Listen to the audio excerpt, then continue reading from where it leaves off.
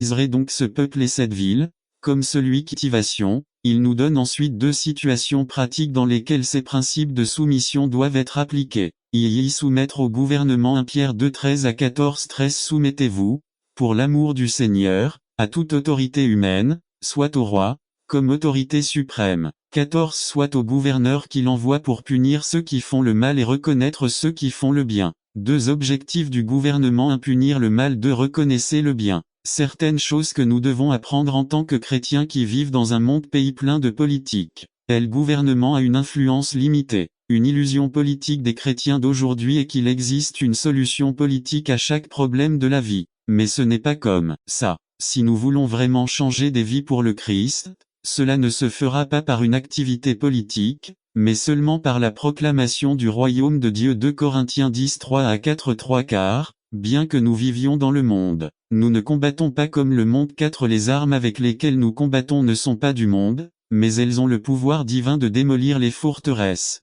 Le royaume de Dieu n'arrivera pas sur Air Force One. Chuck Colson B. Vous vous tenez à l'ombre de la croix. La rébellion contre le gouvernement donnera à certains une mauvaise perception de la foi chrétienne. Nous n'avons aucune trace de Jésus attaquant le gouvernement de son époque et c'était un gouvernement corrompu. N'attendez pas qu'il soit trop tard. Devenez membre de la chaîne Today et bénéficiez de réconfort et de soutien dans les moments difficiles. Cliquez sur le lien dans la description de la vidéo. Mardi 9 avril 2024 Page 2 Faites attention à ce que votre influence politique n'éloigne pas les gens du seul qui peut les sauver. S'éviter les attitudes extrêmes envers le gouvernement. Les chrétiens adoptent parfois de mauvaises approches en matière de gouvernement. Nous nous tournons complètement contre la politique, nous cédons à tout ce que dit la politique. Une exception à la soumission se trouve dans Actes 4 et 5. Nous devons obéir à Dieu plutôt qu'aux hommes. If présenté sur le lieu de travail 1 Pierre 2 18 à 19 18 Serviteurs, soumettez-vous avec tout respect à vos maîtres, non seulement les bons et les intelligents,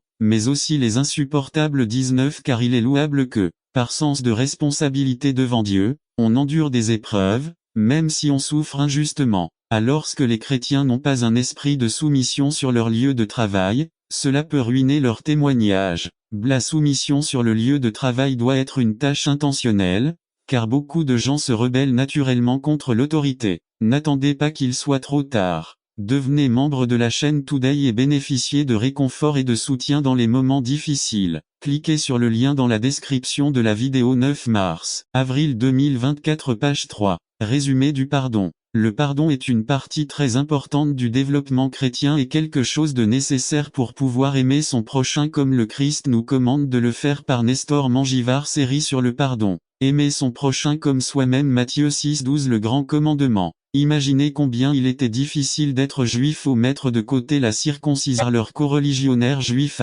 De nombreux chrétiens sont surpris par l'arrivée inattendue de moments d'angoisse, de souffrance et de désespoir. Il faut les encourager en leur rappelant que Dieu contrôle chaque situation, qu'il travaille au milieu des circonstances et qu'il travaille pour le bien des gens. N'attendez pas qu'il soit trop tard. Devenez membre de la chaîne Today et bénéficiez de réconfort et de soutien dans les moments difficiles. Cliquez sur le lien dans la description de la vidéo. Mardi 9 avril 2024 Page 2 Qui t'aime B mais d'autres croyants, par la grâce de Dieu, font preuve d'une foi ferme, bien que faible.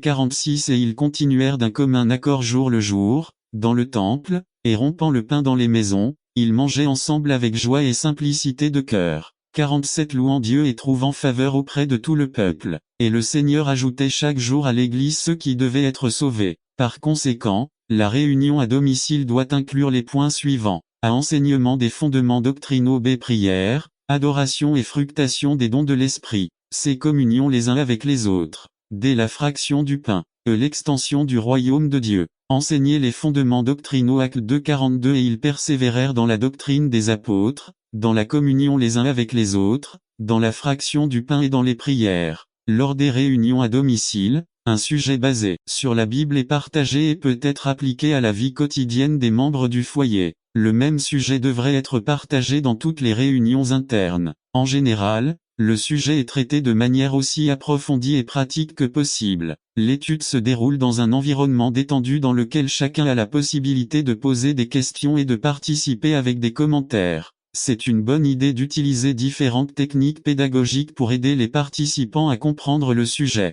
Les enseignements doivent être conçus de manière à ce que leur présentation ne dure pas plus de 30 minutes. Dans certaines occasions, l'enseignement peut être renforcé en laissant des tâches spécifiques aux membres de la réunion. N'attendez pas qu'il soit trop tard. Devenez membre de la chaîne Today et bénéficiez de réconfort et de soutien dans les moments difficiles. Cliquez sur le lien dans la description de la vidéo. Mardi 9 avril 2024 page 2 prière, culte et flux des dons de l'Esprit acte 2 42 et ils persévérèrent dans la doctrine des apôtres, dans la communion les uns avec les autres, dans la fraction du pain et dans les prières 47 louant Dieu, dans les réunions à domicile, essayez d'avoir un temps de louange et d'adoration, en donnant la liberté nécessaire à la manifestation des dons de l'Esprit. D'un autre côté, c'est le lieu idéal pour intercéder les uns pour les autres, prier pour des besoins précis. Bien sûr, cela a été fait dans l'ordre et décemment, en essayant de ne pas développer une atmosphère religieuse ou une imitation de la réunion du dimanche. Communion les uns avec les autres acte 2 42 et ils persévérèrent dans la doctrine des apôtres, dans la communion les uns avec les autres, dans la fraction du pain et dans les prières. Je suis convaincu que les gens apprennent à mieux se connaître grâce à des unités plus petites pour obtenir tout ce qui attirait ses yeux. Je n'ai refusé à mes yeux tout ce qu'ils désiraient, et je n'ai refusé aucun plaisir à mon cœur d'eux. 10 C'est que ce soit une femme, un animal, ou une nouvelle voiture, tout ce dont il avait envie. Il vivait pour l'aventure du moment, satisfaisant tous les désirs de son cœur, tout ce qui promettait de lui procurer un moment de plaisir, quel que soit le risque que cela puisse comporter. De plus en plus de sports et de divertissements extrêmes font leur apparition. Aujourd'hui, il y a plus de liberté, plus d'options de divertissement cinéma, radio, télévision, internet, jeux vidéo, discothèques, fêtes, drogues autorisées, alcool, tabac, etc. livres, films, etc. N'attendez pas qu'il soit trop tard. Devenez membre de la chaîne Today et bénéficiez de réconfort et de soutien dans les moments difficiles. Cliquez sur le lien dans la description de la vidéo mardi 9 avril 2024 page 2G. Il est intéressant de noter que les plus grands consommateurs de ces options de divertissement sont les jeunes, qui sont censés être ceux qui devraient le moins se sentir vides. Mais comme nous le savons, le nombre alarmant de toxicomanes et de suicides augmente chaque jour. Le Yucatan est l'un des premiers pays en matière de suicide, et c'est l'état numéro 2 en matière de sécurité. Les gens semblent s'amuser dans les fêtes, l'ivresse, etc. Mais au final, le sentiment est même le vide, la routine. Et même si Dieu ne s'oppose pas à ce que nous nous amusions, nous sommes toujours mis en garde contre une vie trop indulgente.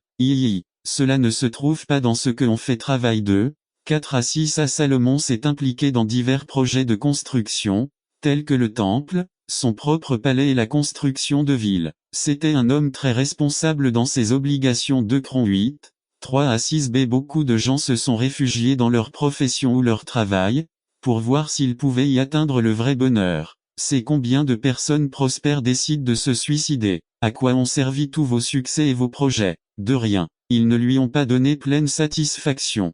Salomon était un homme prospère. Cependant, aucune de ces choses ne lui a apporté une véritable satisfaction. La Bible nous encourage à travailler, mais nous avertit que le travail ne doit pas être notre Dieu. Parmi les grands projets se trouve la famille. Aujourd'hui plus que jamais, l'axe best-seller, musique, vêtements, autocollants, cartes, mouchoirs, huile bénie, eau du Jourdain, croisière, etc. etc. Ici au chapitre 6 du premier. L'apôtre Timothée nous appelle à affronter la tentation de l'ambition, nous enseignant quelques principes d'action qui peuvent nous aider à la surmonter.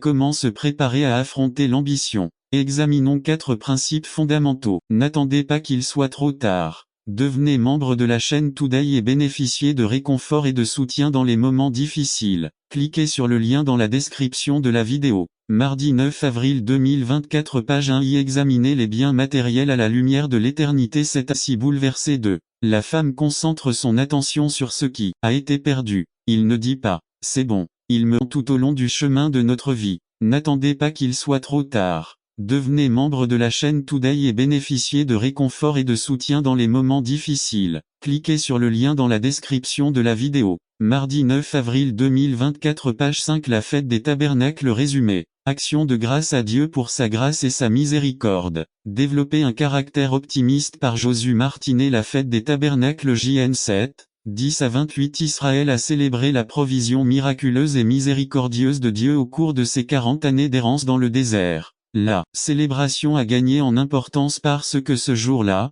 Salomon a consacré le temple. La fête des tabernacles avait lieu à la fin de l'année agricole, en automne, et était l'une des 3 grandes fêtes nationales que tout juif était obligé de se rendre à Jérusalem pour célébrer. Les juifs ont fabriqué des tentes pour la célébration, pour se souvenir de l'époque où le peuple d'Israël vivait sous des tentes dans le désert, et pour nous rappeler que nos maisons sont temporaires, et que notre vraie et éternelle demeure est dans les cieux que JC est allé préparer. Dieu a ordonné à son peuple de célébrer la fête des tabernacles. Exemple 23-16 Vous célébrerez aussi la fête de la moisson, les prémices de vos travaux, que vous avez semés dans les champs, et la fête de la moisson au départ du pays année. Quand tu auras récolté le fruit de ton travail dans les champs. Lév 23-34 Le 15e jour de ce 7e mois, ce sera la fête solennelle des tabernacles en l'honneur de l'Éternel pendant 7 jours. V.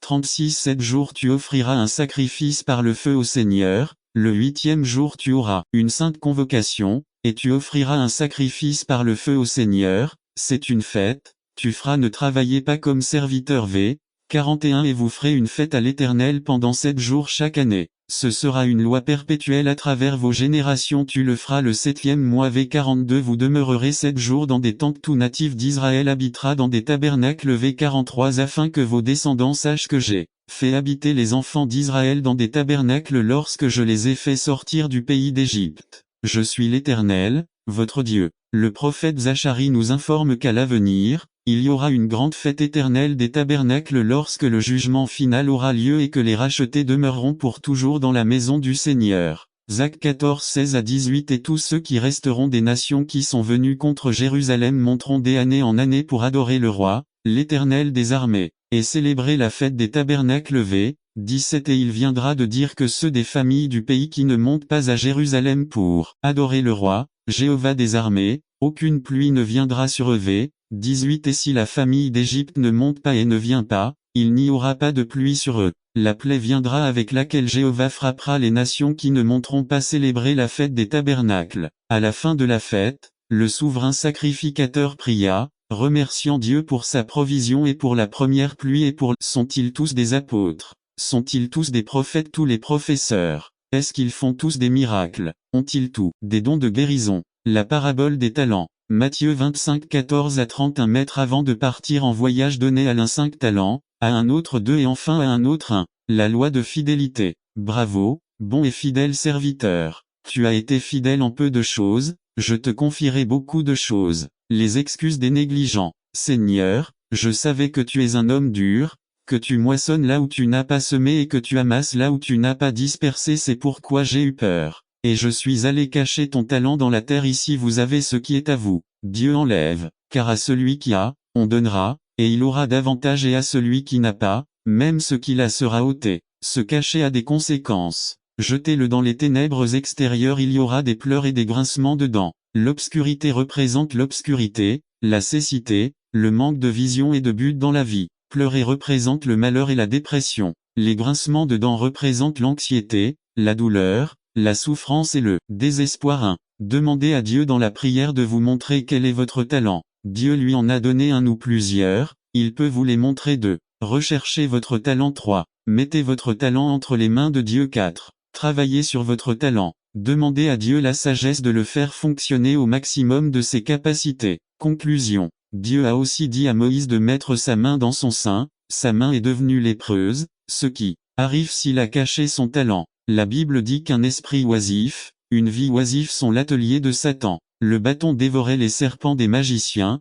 transformait l'eau en sang, ouvrait la mer Rouge, donnait de l'eau du rocher. Utilisez ce que Dieu vous a donné pour communiquer le message du salut. N'attendez pas qu'il soit trop tard. Devenez membre de la chaîne Today et bénéficiez de réconfort et de soutien dans les moments difficiles. Cliquez sur le lien dans la description de la vidéo. Mardi 9 avril 2024. Page 2 Type et figure de la Bible résumé 4e sermon de la série Étudions la Bible. L'écriture est comparée à des éléments connus pour nous aider à comprendre comment elle fonctionne dans nos vies lorsque nous la lisons ou l'écoutons. Par Ralph Mandé. Type et figure de la parole de Dieu. L'écriture est constamment désespérée et commence même parfois à avoir une mauvaise opinion de Dieu et de leurs responsabilités envers le monde parce qu'ils sont très inquiets pour demain. Nous sommes tellement occupés à penser à nos défauts que nous oublions le propriétaire. Notre problème est que dans le grand comme dans le petit, l'inquiétude l'emporte parce que nous perdons de vue le propriétaire, nous oublions Dieu. Dieu Jésus connaît la nature humaine et sait à quel point nous sommes toujours enclins à nous inquiéter et à perdre de vue la vérité, aussi bien en période d'abondance qu'en période de manque. Une grande partie du chapitre 12 de Luc est consacrée au sujet abordé. À partir du verset 13, nous lisons. Quelqu'un de la foule lui demanda: Maître, dis à mon frère de partager l'héritage avec moi. Homme. Jésus répondit, qui m'a nommé juge ou arbitre parmi vous. Sois prudent, il a averti le peuple. Beaucoup de disciples parce que beaucoup de pasteurs ici ont été fidèles à prêcher la parole. Que trouvera Jésus au Népal à son retour? Racontez l'histoire d'Anna. Elle est partie en Inde après avoir obtenu son diplôme universitaire d'infirmière. J'ai travaillé pendant 10 ans à l'hôpital et j'ai aidé les missionnaires le week-end.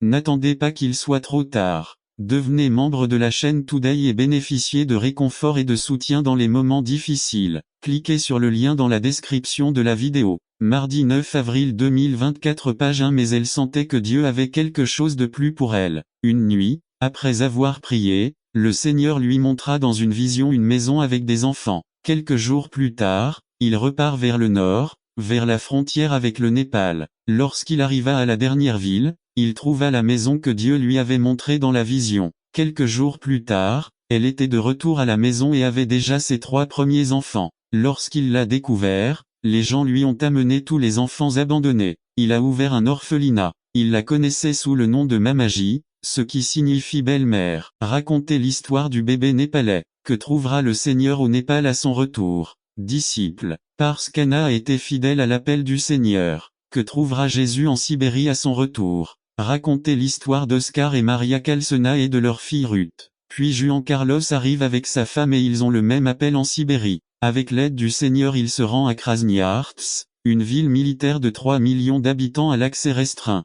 Le travail est dur et très peu fruité. Mais le Seigneur est fidèle. Je ne sais pas comment, mais le maire découvre leur travail, et leur donne, au nom de la ville, un bâtiment qui couvre un demi-pâté de maisons, pour l'église, et l'Institut biblique, l'école chrétienne et le centre médical. Que trouvera le Seigneur en Sibérie à son retour? Disciples. Parce qu'Oscar et Juan Carlos et leur famille ont été fidèles à l'appel du Seigneur. Que trouvera le Seigneur à Miao, en Chine, à son retour? Cela dépend maintenant de la manière dont nous réagirons ce soir. Qu'allez-vous faire de la grande commission chargée d'annoncer la bonne nouvelle dans le monde entier? Dieu a appelé et il le fait ce soir. Il veut que vous soyez fidèles à l'appel qu'il a placé dans votre vie. Comment donc invoqueront-ils celui en qui ils n'ont pas cru? Et comment croiront-ils en celui dont ils n'ont pas entendu parler? Et comment peuvent-ils entendre sans prédicateur? Et comment prêcheront-ils s'ils ne sont pas envoyés? Comme il est écrit, qu'ils sont beaux les pieds de ceux qui annoncent la paix,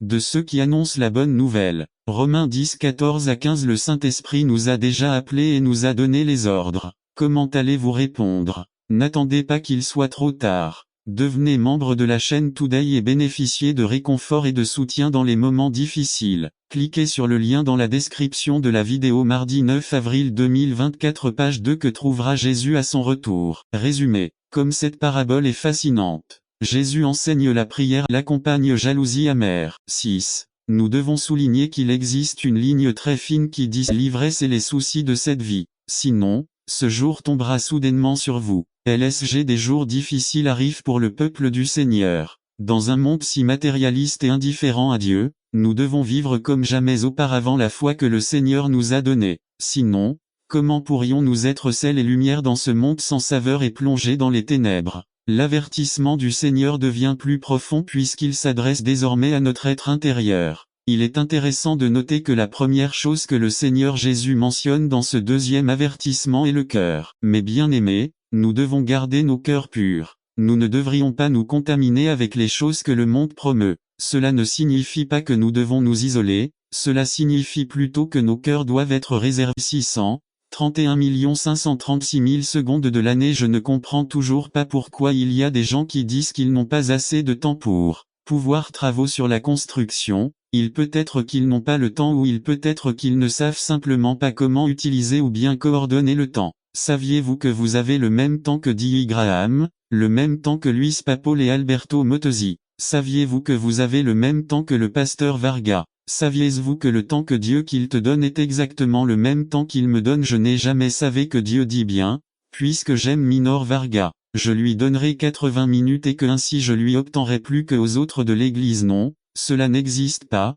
cela n'a aucun sens et donc l'argument ne peut pas être accepté, frère Minor. Ce qui se passe c'est que je n'ai pas autant de temps que toi. Tout dans cette vie moderne est travail, rendez-vous et engagement. Le trafic sur les routes, la longue attente à la clinique médicale, les démarches à la banque, les longues files d'attente au supermarché, sont des problèmes qui nous désespèrent et nous font perdre un temps précieux. Savez-vous quel est notre problème? Ce n'est pas le manque de temps, mais la façon dont nous l'utilisons. Le temps peut en réalité être utilisé comme Paul nous le dit dans Éphésiens, ou bien il peut être gaspillé. La vérité est que pour les êtres humains, le temps est irrécupérable, chaque heure perdue est perdue à jamais. C'est pourquoi la célèbre phrase "le temps, c'est de l'argent" et l'autre qui dit "les jours passent vite" sont une réalité. Et permettez-moi d'expliquer une autre de mes phrases qui ne rime pas, mais qui rime en réalité. Non seulement les jours passent, les années volent aussi. Par conséquent, faisons bon usage de notre temps dans le ministère et dans tous les domaines de notre vie.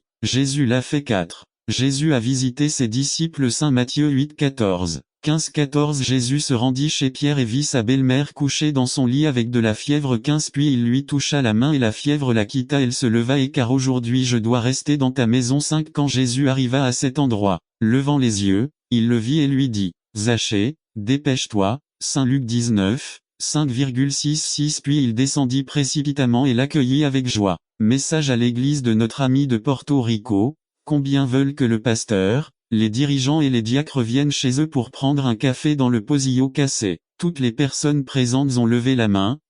Il faut prendre l'initiative. 25. Il préférait être maltraité avec le peuple de Dieu plutôt que de jouir des plaisirs éphémères à court terme du péché. Le mot préféré circule. Ce mot signifie préfixer, mettre avant, prioriser, choisir, opter pour. C'est votre décision si vous voulez avoir un impact positif pour le royaume de Dieu avec votre vie. C'est à vous de décider si vous êtes proche ou loin de Dieu, si vous lisez la Bible ou non, si vous priez ou non. C'est ta décision. Dieu vous a donné la liberté de prendre des décisions et les décisions que vous prendrez détermineront votre avenir. Moïse renonce au verset 24 et au verset 25 il choisit. Une action négative est suivie d'une action positive. Au verset 23, Dieu choisit Moïse quand il était bébé, mais au verset 24, Moïse choisit Dieu. 24 Par la foi Moïse, maintenant adulte. La maturité commence lorsque nous commençons à assumer la responsabilité de notre vie. Un signe de maturité est lorsque nous cessons de blâmer les autres et prenons la responsabilité de notre vie. C'était bien pour Moïse lorsqu'il était bébé de vivre selon la foi de ses parents, mais lorsqu'il est devenu adulte, il lui a fallu prendre sa propre décision. Ce sont trois vérités sur la vie. N'attendez pas qu'il soit trop tard. Devenez membre de la chaîne Today et bénéficiez de réconfort et de soutien dans les moments difficiles. Cliquez sur le lien dans la description de la vidéo. Mardi 9 avril 2024. Page 3. Personne ne peut vivre de l'engagement spirituel d'une autre personne. Personne ne peut imputer le cours de sa vie aux autres. Personne ne peut détruire votre vie à part vous-même. Vous devez assumer la responsabilité de votre propre vie. Vous devez choisir entre vivre pour Dieu ou continuer à vivre pour le monde. Y établissez des valeurs et des priorités dans votre vie si vous voulez que votre vie compte pour quelque chose de positif pour le royaume de Dieu. Vous devez résoudre le fait que c'est la chose la plus précieuse et la plus prioritaire de votre vie. Moïse a été très clair sur ses valeurs et ses priorités. 26 Il considérait l'opprobre adressé au Messie comme une richesse plus grande que les trésors de l'Égypte, parce qu'il avait les yeux rivés sur la récompense. Le mot je considère circule. Ce mot signifie penser, réfléchir, méditer, examiner, prendre en compte, peser, assister, juger. Établir des valeurs et des priorités dans votre vie ne se fait pas dans la précipitation. Vous devez vous asseoir et y réfléchir sérieusement. Moïse a évalué ce que l'Égypte avait à offrir et ce que Dieu avait à offrir. Il évaluait le plaisir temporel de l'Égypte et la bénédiction éternelle de Dieu. Et il a choisi Dieu. Ce que l'Égypte avait à offrir n'était pas comparable à la gloire offerte par Dieu. Beaucoup de gens n'ont pas évalué les valeurs et les priorités de leur vie et pour cette raison, ils échouent dans la vie. Ils ne savent pas pourquoi. 2. Ils ne savent pas où ils vont dans la vie. Ils ne savent pas quelle est la chose la plus précieuse et la plus prioritaire dans la vie. Vous devez établir des valeurs et des réconforts et de soutien dans les moments difficiles. Cliquez sur le lien dans la description de la vidéo mardi 9 avril 2020 nos Bibles. Gardons vivante notre vie de dévotion et n'attendons pas qu'il soit trop tard. Devenez membre de la chaîne Today et bénéficiez de réconfort et de soutien dans les moments difficiles. Cliquez sur le lien dans la description de la vidéo mardi 9 avril 2024 page 4 Notre foi active et jusqu'au prochain sujet. La foi et les œuvres. Quel est le problème de n'attendez pas qu'il soit trop tard. Devenez membre de la chaîne Today et bénéficiez de réconfort et de soutien dans les moments difficiles. Cliquez sur le lien dans la description de la vidéo. Mardi 9 avril 2024 page 5 Le 11e commandement résumé. Le 11e commandement Discussion de Jacques sur le commandement le plus négligé de Jésus Aime ton prochain comme toi-même. Par Carlos Camarena Le 11e commandement texte. Jacques 2 8 à 13 Lecture biblique. Lévitique 19 15 à 18 par Carlos et Camarena Introduction à Dans un monde où les ismes favoritisme, népotisme, racisme, etc. marginalisent les membres de la société, de tels ismes, selon Jacques voir Jacques 2:1, où le singulier doit être au pluriel, acceptation, distinction, discrimination, ne devrait pas faire partie de ceux qui prétendent garder les commandements de Dieu et ayez la foi de Jésus voir Jacques 2:1, 8, 10:1. Jacques 2:8 doit être compris comme un avertissement de Jacques à ceux qui ont utilisé le commandement Aime ton prochain comme toi, même pour justifier leur attitude envers les riches ou les personnes influentes dans la congrégation ou la communauté. 2. C'est pourquoi il est dit, si vous accomplissez réellement la loi royale selon les Écritures vous aimerez votre prochain comme vous-même, vous faites bien. Jacques dit que aimer son prochain est la chose la plus noble qui existe en ce qui concerne le respect des commandements, mais faire preuve de favoritisme enfreint le commandement auquel on prétend obéir. B. Nous trouvons ce commandement d'aimer son prochain dans Lévitique 19-18. Tu ne te vengeras pas et tu ne garderas pas rancune contre les enfants de ton peuple. Au contraire, vous aimerez votre prochain comme vous-même. Moi, Jéhovah 1. Mais en considérant le contexte de Lév 19-18, nous découvrons que Moïse commande d'aimer son prochain dans des situations précisément dans lesquelles le favoritisme et la discrimination ont dressé leur tête monstrueuse de. Dans Lév 19-15, 3 versets plus tôt, Dieu commande à Israël, vous ne commettrez pas d'injustice en jugement, vous ne favoriserez pas les pauvres et vous ne traiterez pas les puissants avec déférence, tu jugeras ton prochain avec justice 3. Selon ce que Dieu dit dans le Lévitique, être partial, favoriser un groupe par rapport à un autre, qu'il soit riche contre les pauvres, ou pauvre contre les riches, n'est pas aimer son prochain et nous enfreignons le 11e commandement 4. Nous l'appelons le 11e commandement parce que Jésus a dit, je vous donne un commandement nouveau aimez-vous les uns les autres Jean 13-34. Mais en réalité, il s'agit d'un commandement si ancien qu'il constitue une partie essentielle du deuxième tableau de la loi 5. C'est la réponse de Jésus à un pharisien qui lui posait la question. Quel est le plus grand commandement toi? Sa foi seule faisait la différence. Abraham en quoi consiste la foi? Que le Seigneur soit Seigneur B. Avoir la volonté de faire face à l'incertain Abraham ne savait pas où il allait, Abraham a reçu la promesse de direction, Abraham a reçu la promesse de bénédiction, Abraham a reçu la promesse d'attention, mais devant lui, il n'y avait qu'une chose, quelque chose d'incertain, mais il a quand même décidé de marcher et dit l'Écriture V4 et Abraham partit. Comme le Seigneur le lui avait dit comment Abraham a-t-il fait face à l'incertitude, avec foi, avec fermeté, avec obéissance, avec dépendance, avec disposition, sans se plaindre, sans poser de conditions, avec sa seule feuille de route ou carte, sa propre foi dans les demandes du Seigneur, nous trouverons toujours un élément d'incertitude pour pouvoir nous accrocher davantage à lui, et moins à notre capacité, notre talent ou notre connaissance du chemin. Abraham en quoi consiste la foi? Laissez le Seigneur être le Seigneur. Ayez la volonté de faire face à l'incertain n'attendez pas qu'il soit trop tard. Devenez membre de la chaîne Today et bénéficiez de réconfort et de soutien dans les moments difficiles. Cliquez sur le lien dans la description de la vidéo. Mardi 9 avril 2024 page 4 Enfin, c'est détachez-vous de ce qui est précieux pour recevoir le suprême. Abraham a quitté sa famille, il a quitté sa terre, il a renoncé à beaucoup de choses, il a marché comme un étranger, il a vécu sous des tentes, mais ce que le Seigneur lui avait préparé, c'était la ville céleste à laquelle il aspirait. Ne laissons pas ce qui est précieux remplacer ce qui est suprême de Dieu. Hébreux 11, dit conclusion que le Seigneur soit le Seigneur, ayez la volonté de faire face à l'incertain, détachez-vous de ce qui est précieux pour recevoir le suprême. N'attendez pas qu'il soit trop tard. Devenez membre de la chaîne Today et bénéficiez de réconfort et de soutien dans les moments difficiles. Cliquez sur le lien dans la description de la vidéo. Mardi 9 avril 2024 page 5 sera ce vous.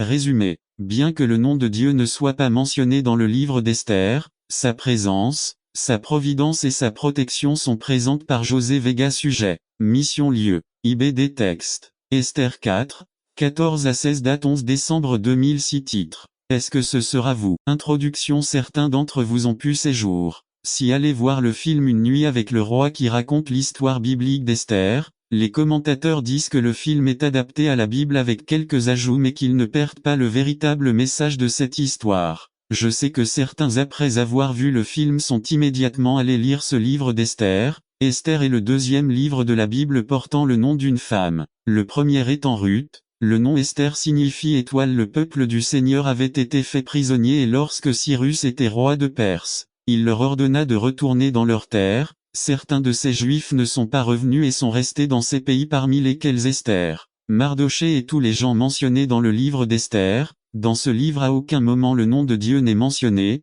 ainsi que dans le livre du Cantique dit « Parce que j'ai déjà attrapé assez de poissons pour aujourd'hui ». L'homme riche lui demanda « Pourquoi n'attrapes-tu pas plus que ce dont tu as besoin et ne vends-tu pas le reste ?» Le pêcheur répondit « Et pourquoi ? Eh bien, vous pourriez gagner assez d'argent pour acheter un plus gros bateau afin de pouvoir aller plus loin et pêcher plus de poissons. Ensuite, avec les bénéfices, vous pourriez acheter des filets plus solides, attraper encore plus de poissons et gagner plus d'argent. Bientôt, tu pourras avoir une flotte de bateaux et être riche comme moi. » Le pêcheur continuait à s'allonger à côté de son bateau. « Et tout ça pourquoi ? » Le millionnaire a répondu. « Eh bien, vous pourriez être assis à profiter pleinement de la vie. » Le pêcheur lui dit. « Et que crois-tu que je fais précisément maintenant ? Quelle belle attitude ! Combien de troubles et de malheurs nous pourrions nous épargner si nous apprenions à apprécier et à apprécier ce que nous avons déjà. J'ai regardé, les plaisirs les plus épanouissants que Dieu nous donne se trouvent à deux endroits dans la nature et dans les relations amoureuses avec les gens.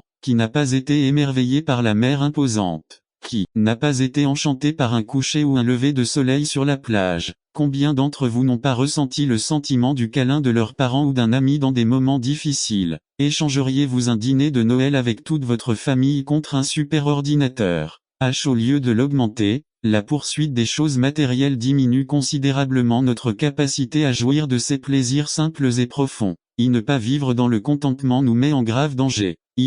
Considérez les risques graves de l'ambition. 9,10 Paul dit qu'une ambition malhonnête peut même devenir la cause de la destruction de la vie. C'est parce que l'ambition est comme un toboggan. Nous pouvons tomber dans la tentation. Sgo. Il dit que chacun est tenté lorsqu'il est attiré et séduit par sa propre concupiscence, c'est-à-dire ses propres désirs. Nous pouvons tomber dans le piège du désir. Notre cœur est insatiable. Nous ne sommes jamais satisfaits. Au début, lorsque nous acquérons un bien matériel, nous éprouvons un sentiment de satisfaction, nous l'apprécions, nous l'adorons. Mais c'est temporaire. Seilstrkn. Mon cadeau de Noël, une poussette. J'y jouais toute la journée, avant de m'endormir et après m'être levé, j'allais plutôt le regarder. Ma mère dit que la nouveauté a duré environ 2 semaines. La pauvre charrette perdit son effet attractif. Dès que la nouveauté s'estompe, on s'ennuie et on veut quelque chose de plus. Jean Calvin disait que le cœur de l'homme est une fabrique d'idoles. Nous ne nous contentons jamais des choses de cette vie. Satisfaction. N'attendez pas qu'il soit trop tard. Devenez membre de la chaîne Today et bénéficiez de réconfort et de soutien dans les moments difficiles. Cliquez sur le lien dans la description de la vidéo. Mardi 9 avril 2024 page 3 Conditions pour être une bénédiction. Résumé. Dieu a choisi Israël pour être une bénédiction pour les nations. L'Église devra aussi être une bénédiction, mais sous certaines conditions. Tu es prêt. Par Georges Alvarez. Conditions pour être une bénédiction. Jérémie 4.1.4 Introduction. Service du matin du 29 juin 2003 à Ebenezer.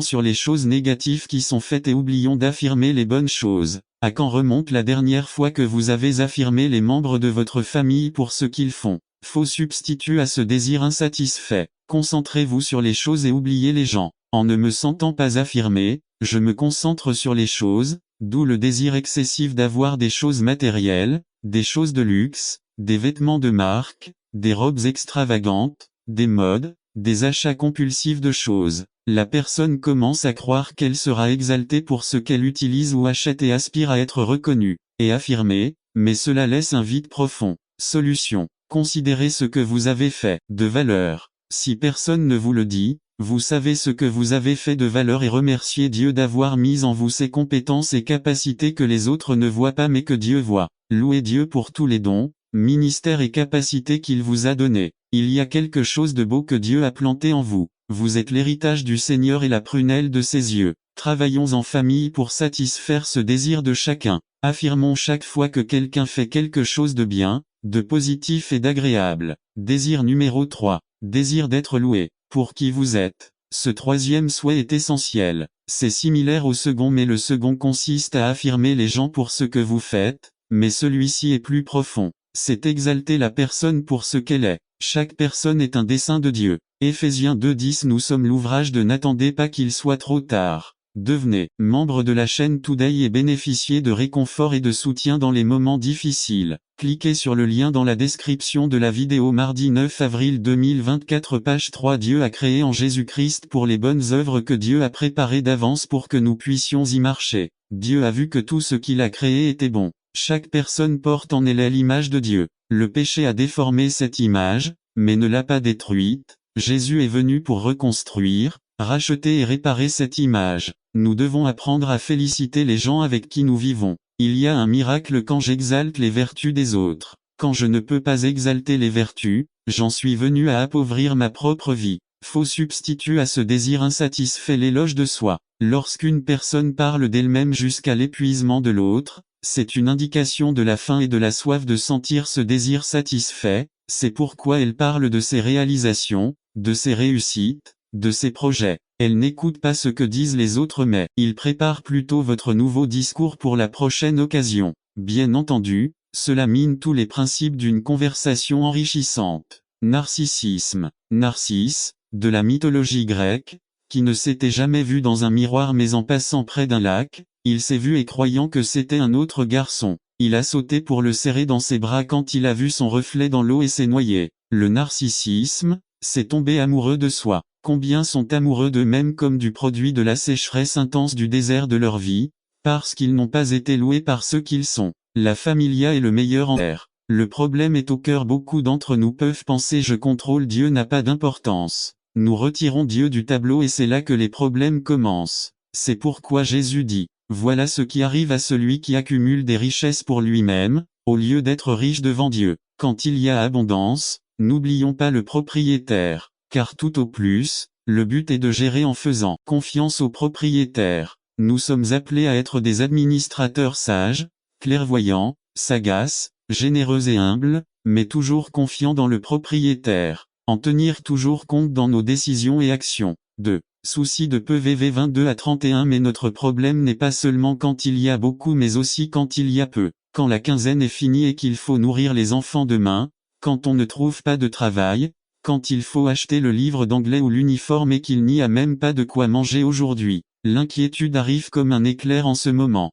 C'est pourquoi Jésus consacre les versets 22 à 31 de Luc 12 à répondre à cette préoccupation. Jésus dit dans les versets 22 à 23, « C'est pourquoi je vous le dis, ne vous inquiétez pas pour votre vie, de ce que vous mangerez ni pour leur corps, ce qu'ils porteront. La vie a plus de valeur que la nourriture et le corps plus que les vêtements. N'attendez pas qu'il soit trop tard. » Devenez membre de la chaîne Today et bénéficiez de réconfort et de soutien dans les moments difficiles. Cliquez sur le lien dans la description de la vidéo. Mardi 9 avril 2024 page 2 Que manger et quoi porter. Ce sont deux préoccupations fondamentales qui nous privent parfois de sommeil et de tranquillité d'esprit lorsque les ressources sont limitées. Jésus dans les versets suivants fait deux comparaisons, les corbeaux et les lys. Il est dit au v. 24. Regardez les corbeaux, ils ne sèment ni ne moissonnent, et ils n'ont pas non plus de magasin ni de grenier. Cependant, Dieu les nourrit. Combien valez-vous mieux que les oiseaux? Les corbeaux sont un exemple de la provision du Père. Si le Père nourrit les oiseaux, à plus forte raison vous, vous qui valez plus que les oiseaux aux yeux de Dieu. Puis il dit au verset 27 et 28. Remarquez comment poussent les lys. Ils ne travaillent ni ne tournent. Cependant, je vous dis que même Salomon, avec toute sa splendeur, ne s'habillait pas comme l'un d'eux. Si c'est ainsi que Dieu préparait l'herbe qui est dans les champs aujourd'hui et qui demain sera jetée au four, combien plus fera-t-il pour vous, gens de peu de foi? Les lys sont un exemple de la disposition du Père. Si le Père habille les fleurs des champs qui sont éphémères, à plus forte raison nous. Jésus dit les oiseaux et les fleurs ne sont pas plus importants pour Dieu que vous. Faites confiance au Père. Il ne s'oppose pas au travail et à la recherche de moyens de subsistance. Bien sûr que non. La Bible nous exhorte à travailler avec diligence pour subvenir à nos besoins. Ce que Jésus attaque ici, c'est un problème de cœur. Je dois avoir le contrôle, Dieu n'a pas d'importance. Jésus parle de notre anxiété et de nos inquiétudes concernant ces choses dont Dieu sait que nous avons besoin, que nous n'avons pas besoin de contrôler parce que Dieu l'est. C'est pourquoi il est dit au verset 29 à 31. Ne vous inquiétez donc 1754. N'attendez pas qu'il soit trop tard. Devenez membre de la chaîne Today et bénéficiez de réconfort et de soutien dans les moments difficiles. Cliquez sur le lien dans la description de la vidéo. Mardi 9 avril 2024 page 1b. Je dois dire que cette seconde bête arriverait au pouvoir après la première, tombée en 1798. 2. L'histoire révèle clairement que les États-Unis seraient la puissance émergente.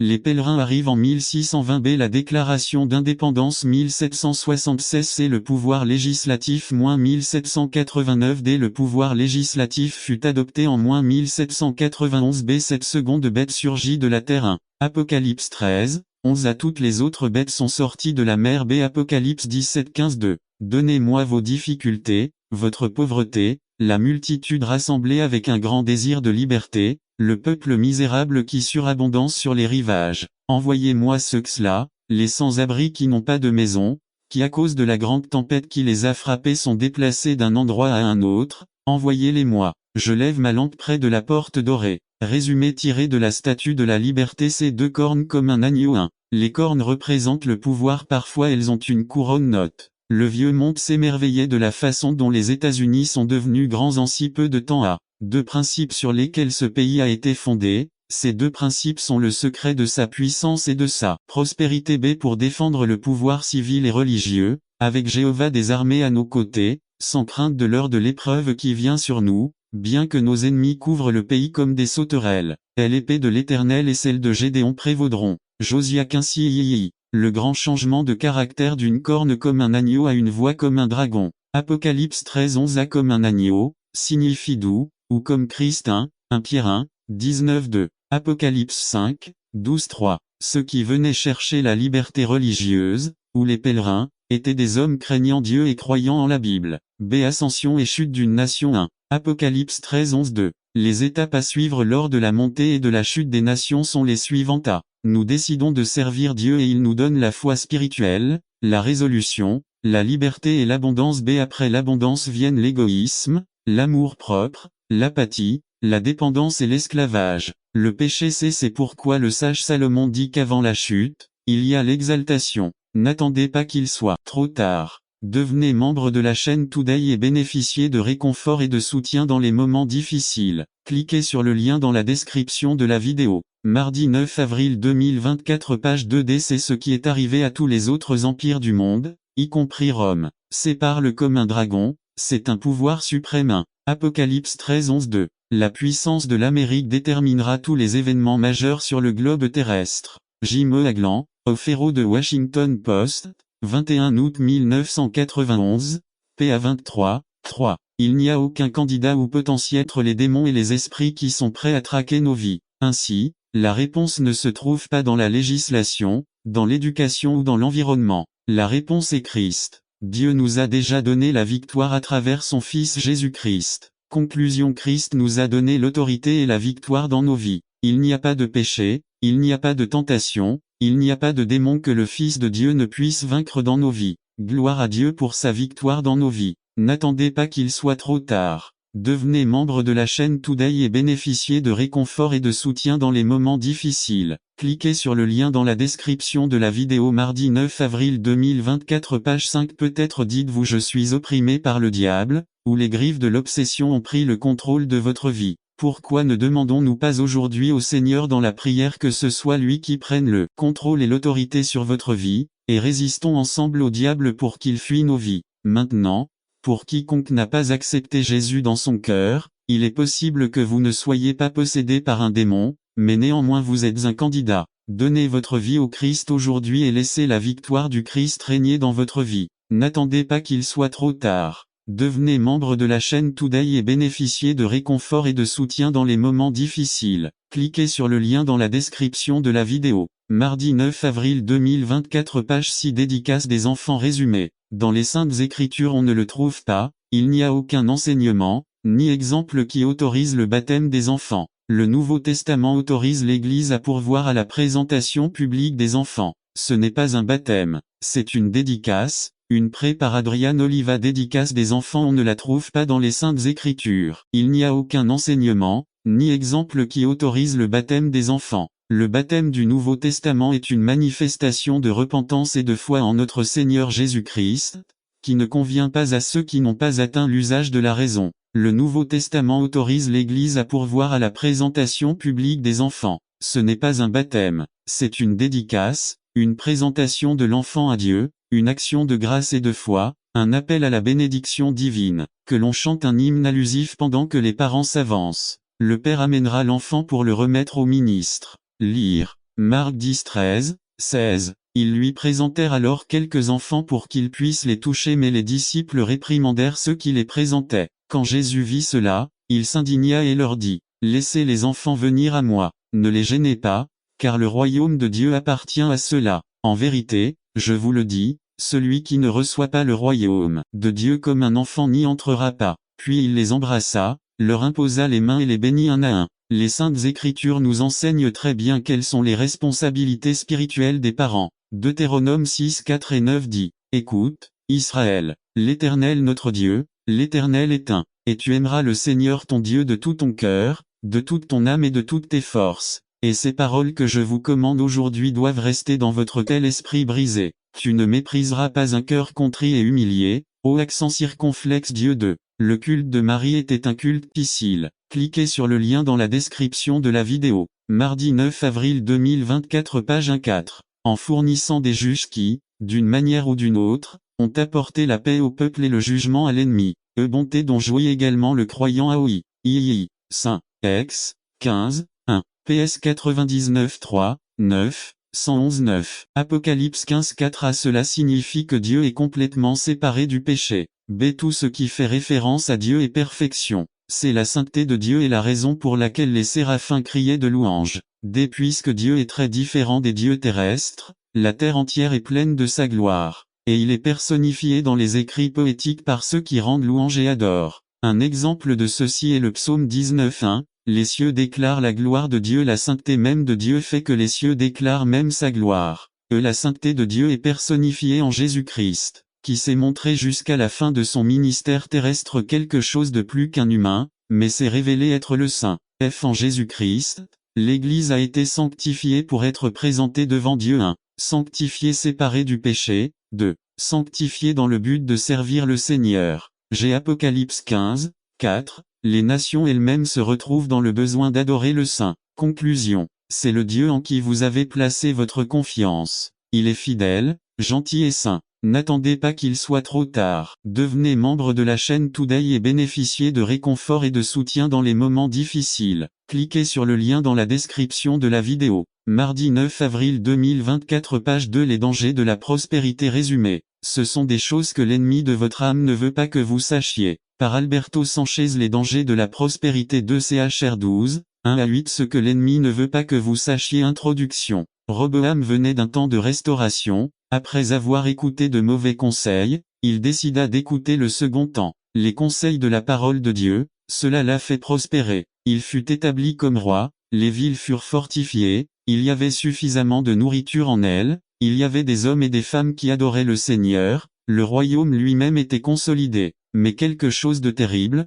De monstrueux s'est produit à cause de la prospérité dont ils jouissaient désormais, ils ont oublié Dieu. Ils avaient oublié celui qui les avait fait prospérer et se porter bien. Ils sont devenus ingrats. 2 Chroniques 12 1-2 après que Roboam ait consolidé son royaume et se soit établi sur le trône, lui et tout Israël ont abandonné la loi de l'Éternel et lui ont été infidèles. 1. Il était sous la loi de Dieu alors qu'il était en difficulté et ne se sentait pas encore autonome. 2. Son bien-être l'a amené peu à peu à abandonner les choses de Dieu. 3. Tous ceux qui dépendaient de son règne ont été influencés de la même manière. 4. Ils sont devenus ingrats, ils ont consacré leur temps à d'autres choses qui sont devenues une priorité dans leur vie, à d'autres dieux. Application. Dieu a fait prospérer des millions de personnes. Nous sommes tendres. Même certains chrétiens croient qu'ils en ont fait assez pour mériter l'amour de Dieu. Mais la Bible dit que l'amour que Dieu nous donne est totalement immérité. Jean 15:16 Notre salut n'est pas dû à notre sage décision, c'est à cause de la décision que Dieu a déjà prise nous offrir le salut. Paul dit que même la foi est un don de Dieu. F 2:8. Voyons comment l'apôtre Jean le décrit dans 1 Jean 4:9-10 Nous ne sommes pas aimés parce que nous avons aimé Dieu. Le témoignage des Écritures est clair, nous n'aimions pas Dieu, nous le détestions. Pourtant, il nous aimait quand même. Paul a écrit, Tite 3:3-5 Dieu ne nous aime pas parce que nous aimons. Il ne nous aime pas parce que nous sommes bons. Il nous aime, parce qu'il a choisi de le faire. C'est totalement immérité. L'un des passages les plus précieux sur l'amour de Dieu se trouve dans Romains 5:6-8 Avez-vous remarqué ce que ce passage dit de nous? Il dit que nous étions faibles, impies et pécheurs. Nous devons toujours nous rappeler que nous avons été sauvés par la grâce seule, et cela devrait nous garder humbles devant Dieu. Ne pensez jamais que vous le méritez. Vous ne méritez pas le salut. L'amour de Dieu est sacrificiel dans presque tous les passages qui parlent de l'amour de Dieu. Vous pouvez lire sur le sacrifice du Christ. La mort de Jésus-Christ a été l'expression la plus courageuse et la plus tangible de l'amour de Dieu. Jean dit que Dieu nous a aimés et a envoyé son Fils pour être la propitiation pour nos péchés. V10. Dans Romains 5, nous lisons que Jésus-Christ a donné sa vie pour nous. Dans ce passage, Paul reconnaît qu'il y a des actes d'héroïsme qui se produisent dans le monde, mais que ce que Dieu a fait était un sacrifice incroyable. Supposons que vous soyez un soldat. Vous étiez dans la jungle lorsque votre régiment a été attaqué. Les ennemis ont lancé une grenade au milieu de leur groupe. Et puis, supposons que le sergent saute sur la grenade, sacrifiant sa vie pour que d'autres puissent vivre. Cette action serait-elle considérée comme un acte d'amour? Bien sûr que oui. Ce soldat restera dans les mémoires comme un héros. Ces actes sont rares mais ils surviennent. Un père donnerait sa vie pour sauver celle de son fils, un ami serait prêt à le faire. N'attendez pas qu'il soit trop tard. Devenez membre de la chaîne Today et bénéficiez de réconfort et de soutien dans les moments difficiles. Cliquez sur le lien dans la description de la vidéo. Mardi 9 avril 2024 Page 2 donne sa vie pour son ami. Des fois ça arrive. Supposons maintenant que vous fassiez partie du même groupe d'hommes. Mais maintenant, vous êtes emmené prisonnier dans un camp. Une équipe de secours arrive et libère les prisonniers. Supposons qu'un groupe de soldats ennemis attaque. Un des secouristes prend une grenade et la lance au milieu des soldats ennemis qui s'approchent. Supposons maintenant que le même sergent saute sur la grenade pour sauver ses ennemis. Que penserions-nous? La plupart du temps, nous ne saurions pas quoi penser. On aurait pu penser qu'il serait devenu fou. Ou peut-être se demanderait-on s'il n'a pas été un traître, car il nous est difficile de concevoir un tel amour. Pourquoi un homme donnerait-il sa vie pour ses ennemis? Cependant, l'apôtre Paul dit que c'est le genre d'amour que Dieu a eu pour nous lorsqu'il a envoyé Jésus-Christ mourir. Dit que c'est Dieu qui a établi le principe d'autorité. C'est pourquoi tous les types de rébellion sont des résistances. Peu importe le caractère de la personne à qui vous devez vous soumettre. Peu importe qu'elle soit digne de cette place ou non. Peu importe si la commande vous semble logique ou incorrecte. La désobéissance est une rébellion contre Dieu. C'est bien sûr, il existe une exception, qui concerne uniquement le cas où il nous est ouvertement ordonné de violer l'un des commandements express de Dieu. Ensuite, la parole de Dieu elle-même nous ordonne qu'il faut obéir à Dieu devant les hommes. C'est là que nous aimons trouver une excuse pour ne pas nous soumettre. Mais ne perdons pas de vue que ce n'est le cas que lorsqu'il s'agit de transgresser un commandement exprès, clairement tiré de la Bible. Mais nous, qui sommes rebelles par nature, aimons faire deux choses: remettre en question l'autorité et mélanger nos préférences avec ce que la Bible dit clairement être un péché. Par exemple, peut-être qu'un jeune n'aime pas que ses parents lui ordonnent de revenir d'une fête à midi. Peut-être qu'une observation ou une indication d'un patron, d'un pasteur ou d'un diacre n'est pas très juste. Il y a des injustices, ce n'est pas toujours égal. L'attention n'est pas attirée sur tout le monde ou tout le monde n'est pas appelé de la même manière. Pourtant, il n'y a aucune raison de désobéir. Notre devoir est de nous soumettre et d'obéir. Par rapport à l'obéissance des enfants, le pasteur Wilbur Madra fait une observation très pertinente. La plupart du temps, ce sont des instructions qui nous demanderont plus de travail, peut-être un petit sacrifice ou un inconfort, peut-être mettre de côté nos désirs ou simplement devoir nous humilier devant quelqu'un d'autre. Ainsi, la plupart du temps, les enfants n'ont aucune raison légitime de désobéir. Bien sûr, il est possible de penser différemment et d'essayer de dialoguer, de convaincre avec des raisons, mais votre devoir ultime est d'obéir. Notez la gravité de la désobéissance. Ceux qui résistent s'attirent la condamnation. Il ne s'agit donc pas d'un jeu, il ne s'agit pas de malice ou d'ignorance, c'est une rébellion qui est durement punie. Votre réponse à l'autorité dépend de l'attitude de votre cœur. 3,43 Car les magistrats ne doivent pas inspirer la peur à ceux qui font le bien, mais à ceux qui font le mal. N'auriez-vous pas peur de l'autorité? Faites le bien, et vous en recevrez des louanges. 4 Parce qu'il est le serviteur de Dieu pour votre bien. Mais si vous faites le mal, craignez parce qu'il ne porte pas l'épée en vain, car il est un serviteur de Dieu, un vengeur pour punir ceux qui font le mal. À quand avons-nous peur du policier qui maintient l'ordre dans la rue ou sur l'autoroute quand nous obéissons à la loi ou quand nous la violons? N'attendez pas qu'il soit trop tard. Devenez membre de la chaîne Today et bénéficiez de réconfort et de soutien dans les moments difficiles. Cliquez sur le lien dans la description de la vidéo. Mardi 9 avril 2024 Page 2b Qui sont ceux qui s'opposent à l'autorité? Qui sont ceux qui refusent d'obéir et de se soumettre? C'est simple, ceux qui ne veulent pas obéir. C'est simple, prenons un exemple. Qui sont ceux qui s'opposent à la dîme? Ce ne sont pas ceux qui, après avoir fait une étude théologique sérieuse et approfondie, Vivier 20 aime le Seigneur ton Dieu, obéis-lui et sois-lui fidèle, car ta vie dépend de lui. LSG Un homme et sa femme étaient connus pour l'harmonie de leur mariage. Lorsqu'un ami leur a demandé pourquoi ils s'entendaient si bien, le mari lui a répondu: avant de nous marier, nous sommes parvenus à un accord. Je prends toutes les décisions importantes et ma femme prend les décisions mineures. Comment ce système fonctionne-t-il pour vous? Lui a demandé son ami. Magnifique, répondit son ami, depuis 20 ans que nous sommes mariés, je n'ai jamais eu de décision importante à prendre. Qu'en penses-tu? Système intéressant. Non, c'est une triste existence quand aucune décision n'est prise. Le fondateur de la société Ford, Henry Ford, a déclaré un jour que ses clients pouvaient avoir la Model T de n'importe quelle couleur, à condition qu'elle soit noire. Nous vivons dans une culture qui nous offre des options de plus en plus nombreuses.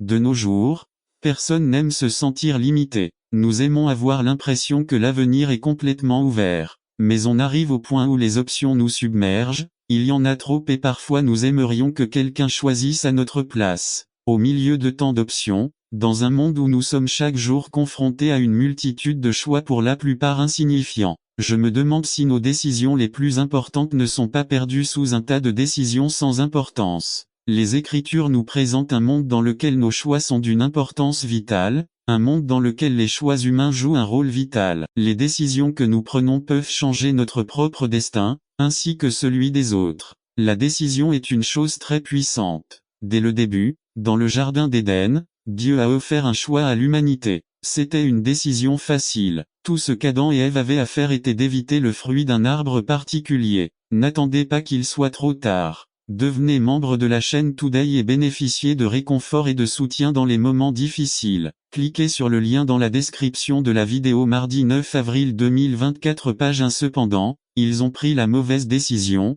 et les conséquences nous hantent encore aujourd'hui. L'un des dons les plus précieux que Dieu nous a donné est cette capacité de choisir. Sans choix, l'amour serait impossible. Sans choix, nous ne serions rien d'autre que des robots, programmés pour vivre d'une certaine manière, sans aucune possibilité de contrôler notre destin. Un penseur chrétien l'a exprimé ainsi: le destin n'est pas une question de hasard, c'est une question de choix. Ce n'est pas quelque chose qu'on attend, c'est quelque chose qui se réalise. Aujourd'hui, je souhaite partager 4 aspects importants sur le pouvoir de décision.